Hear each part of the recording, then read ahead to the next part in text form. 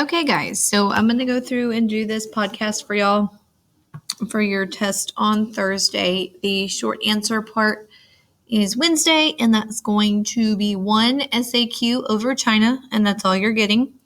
Some of this stuff is going to look familiar because it was in other podcasts I had already posted, but that's okay because it's new information. I'm going to make sure that you know what you need to know for your test.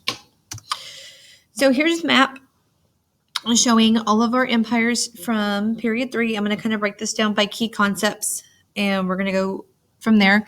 So you can see all the new empires that have popped up during this time period. You see the little stars, which are major cities like Cahokia and Tenochtitlan in the Americas, Timbuktu, Mombasa, Novgorod, your Italian city-states, Malacca. And all of these new cities are going to develop because of regional trade. They're all in the middle of trade routes, and you can kind of see all the lines, like how everything's going there. So this is what is going to cause new cities to develop during the post-classical period. This you can pause and come back to. This is just a time grid showing you everything that's going on in every region. Like I said, come back, look at this, pause it. I'm not going to go over it. All right, so let's look at key concept 3.1, which is the expansion of communication and exchange networks. Fancy way of saying trade. We'll also refer to it as like inter-regional transportation, but like I said, it all basically comes down to trade. So like I said, you have your new trade cities again. You have your new trading routes. You have your trans-Saharan route that develops because we've learned to use camels. That's what is going to integrate West Africa into everything. You have your Mediterranean. You're going to get your trade league, the Hanseatic League, in that region to kind of help promote trade. Venice becomes one of the big trade cities there, and that's what's going to help spur on the Renaissance. Silk roads are going to be revitalized. You have the Mississippian Valley trade. You have trade in Mesoamerica. You have the Andean trade system because of their roads.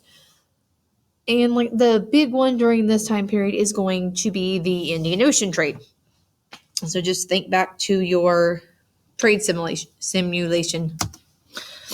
All right. So commerce is going to be facilitated by state practices. Like I said, in the Incas, they have their road system that they developed, which is very similar to what Rome was able to do because their empire is so big. You have to have roads to trade, to move troops, to help bring the people of your empire together, and that's what the Incas do. You have the Hanseatic League in medieval Europe, and then you have the Grand Canal in China, which is the only thing that the Sui dynasty did was they built their little canal. All right, you also have different people that are going to help with trade. You have the Arabs and the Berbers in the Sahara. They're the ones who figure out how to use the camels, and they're using camel caravans to navigate trans-Saharan trade routes. So they're important to know. Bantu are still migrating, still 1,000 years into it. But that's what's going to spread ironworking, farming techniques, Bantu language. So just be familiar and aware of that. All right, we have the diasporic people. So it's the dispersal of people from their original homeland. So when we tend to think of that, we tend to think of Jews, which you can see that in the blue, like they're all over the place. You have merchants in Central Asia, the Sondian merchants. You have Islamic merchants in the Indian Ocean, and then Chinese, a couple places in Southeast Asia. But primarily, remember, with Islam, that's what's going to help Islam take hold in Southeast Asia, or these merchants that have kind of like populated the area. Two important people to know from this time period. You have Marco Polo, who was from Italy, who traveled all throughout China and the Middle East as an emissary of Kublai Khan, who was the Mongol ruler of China. And so Marco Polo gets to stay there with him for a while and kind of learn about their techniques in the trade.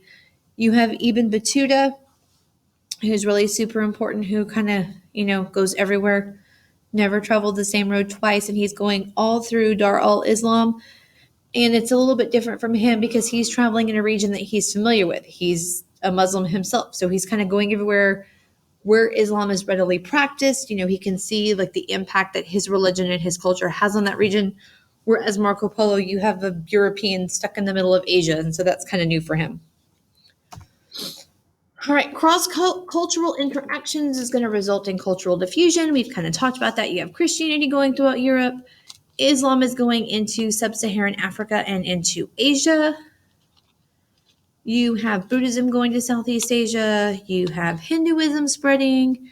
You have Neo-Confucian starting. So like I said, things to kind of know. Buddhism's in Southeast Asia. That's going to kind of blend with local customs and traditions. So you get forms of syncretism. And you'll get Buddhist statues in China that look Chinese. You see Buddhism in Japan and Korea, like the tributary states of China. You'll start to see Islam in China. And like I said, predominantly you're going to see it in Southeast Asia. Silk Road is a big thing during this time. So things to know about the Silk Road. These are all the things that they're kind of spreading. Again, religions. You have plague, which is originating in China. It's spread along the routes, also primarily because the Mongols make the trade route safer. Paper, the compass, and gunpowder are all coming from China. Islam is spreading. When the plague makes it to Europe, it's going to be extremely devastating. And that happens in the late 1340s, 1347. And the plague's effects are going to be all the more devastating, like as a result of the Little Ice Age. Couple other things to remember about communication and exchange networks. You have the new routes, the new cities. That's still, like I said, due to trade and interregional commerce. Religions, diseases, luxury goods like spices, silk, and gems. We've already hit on the technology. And with money economies, remember, new things are created like bills of exchange, credit, paper money, flying money, banking houses, that kind of stuff. All of these empires are going to have a huge impact on trade. So that's kind of something to be aware of, like be able to think about like how each of these empires is helping out with trade. And then all of these pictures and graphics are courtesy of freemanpedia.com. This one goes over everything that's important with 3.1, which is the expansion and intensification of communication and exchange networks. So again, you have your trade routes up here, the diaspora, your travelers, the different interactions, new crops like champa rice, diseases, what's being traded. So this is just like a big comprehensive overlook of key concept 3.1. And I'm going to stop this video here. I'm going to do a separate one on 3.2 and then 3.3. This way you can come back and look at this, and I will be back with video 2 here in a second.